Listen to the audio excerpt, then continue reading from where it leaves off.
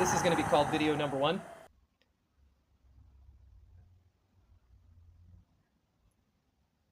I want to share a dream with you that I had.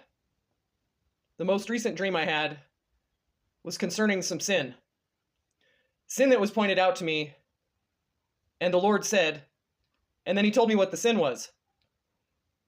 He asked me to go to 7 churches for 7 days and spread my story to help those that are feeling lost and weak and afraid. But he's saying to you right now to grab your cross, stand up, fight for your right, and follow him. Put away the old things and walk toward the new. He's coming soon. In 1999 and 2000, I had several visions.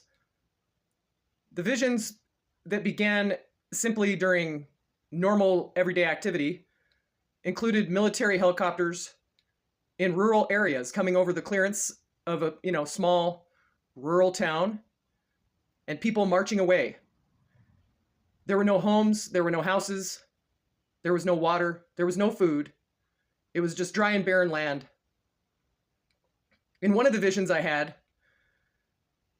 I was with my spouse at the time, and we were standing in the middle of the road, arguing over a fish tank, which seemingly was empty. However, there were exoduses of people, some going north and some going east.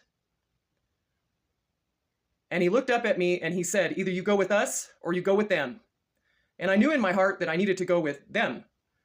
The military personnel were moving strictly toward the east and up and over the ravines and the gorges with their tanks and all of their military equipment. But you could tell that everyone was spent. There was no energy.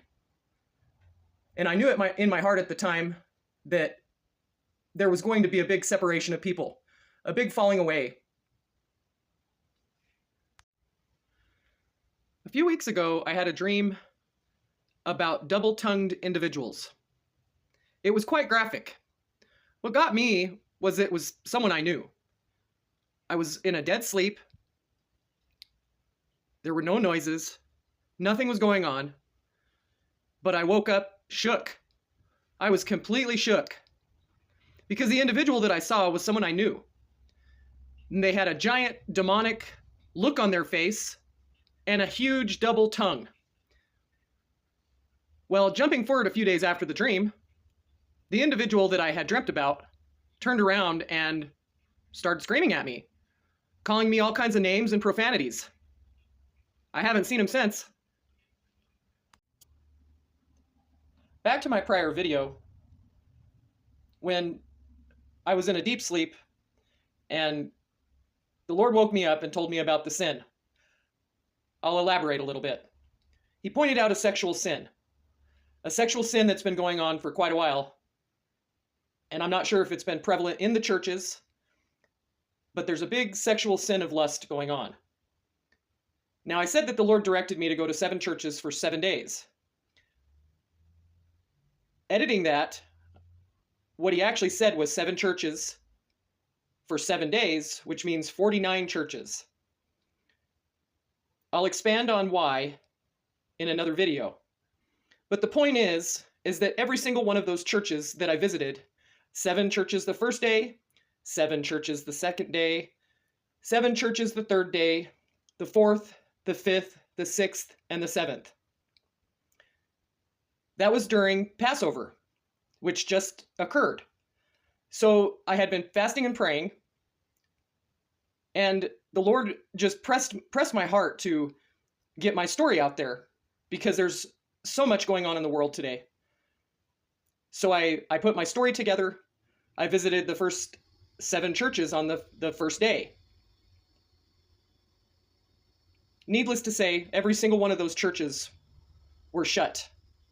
And I'll use the word shut because the Lord told me that the churches were shut because of this sin.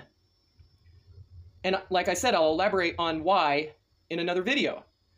But the importance of this message is that every single church that I visited during Passover, during his Holy Week, during Easter, which is celebrated by most everyone in the world now, 49 of those churches were shut.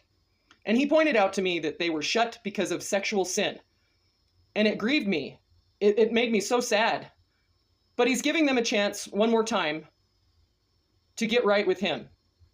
He's coming soon.